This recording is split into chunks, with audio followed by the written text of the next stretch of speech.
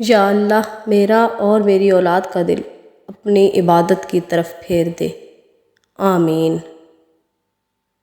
یا اللہ ہمیں ہر اس عمل کی توفیق عطا فرما دے جس سے تو راضی ہو جائے، اور ہر اس عمل سے بچنے کی توفیق عطا فرما دے جس سے تو ناراض ہو جائے، آمین ثم آمین۔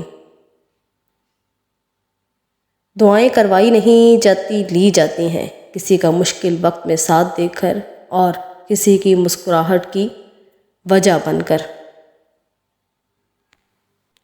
یا اللہ ہم سب کے گھروں میں سکون اور برکت عطا فرما، اور ہم سب کو ناگہانی آفات سے ہمیشہ بچا، آمین ثم آمین۔ یا اللہ جو سر تیرے سامنے جھکتا ہو اسے دنیا والوں کے سامنے جھکنے سے بچا لے، آمین۔ یا اللہ ہمیں کسی پر بوجھ نہ بنا، اے اللہ ہمیں اپنے خزانوں سے عطا کر، اے اللہ ہمیں لاچاری، معذوری اور بے بسی سے بچا، اے اللہ ہمیں مرتے وقت کلمہ نصیب فرما، آمین۔ اے اللہ جو میرے مقدر میں نہیں لکھا اس کی کوشش اور تمنا میں مجھے مبتلا نہ کرنا، اور جو میری تقدیر میں لکھ دیا ہے اسے میرے لیے آسان کر دینا، آمین ثم آمین۔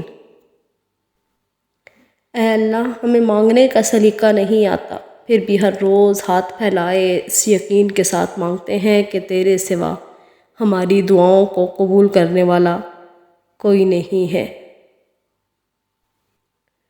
حضرت علی نے فرمایا جو ذات رات کو درختوں پر بیٹھے پرندوں کو نیند میں گرنے نہیں دیتی، وہ ذات انسان کو کیسے بے یار و مددگار چھوڑ سکتی ہے۔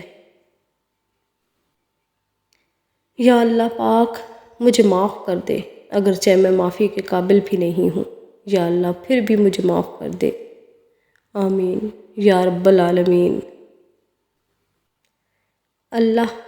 بس اللہ پر یقین رکھو، وہ تمہیں ویران کنویں سے نکال کر ساری سلطنت کا بادشاہ بھی بنا سکتا ہے، بے شک۔